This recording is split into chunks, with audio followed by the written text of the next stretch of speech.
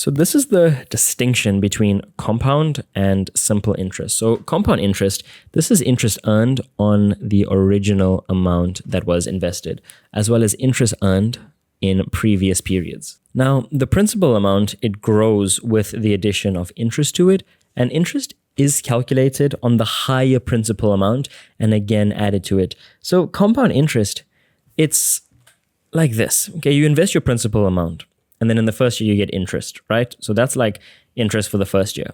And then interest in your second year, it's based off of that principal amount and interest from the second year. And then for the third year, and for the fourth year. And then in the fifth year, it's your principal amount plus all the other interest amount. So do you see, compound interest, it will end up looking like some kind of like, American hockey stick. It increases like that. It's a really wonderful tool, compound interest, and it yields a relatively high return on investment if you invest over a longer period of time. And the total amount of interest earned on investment is high. It is very, very high. But simple interest, I guess is a bit more boring. Interest earned on the original amount and not on the interest accrued.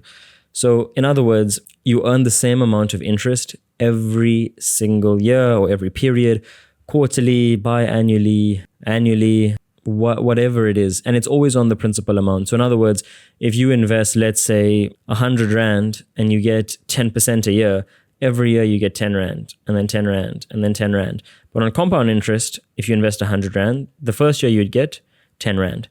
And then for the next year, you work out interest not on the 100 Rand, but on the 110 Rand. So then you'd get 11 Rand interest. So do you see, immediately in the second year, you make a gain from compound interest.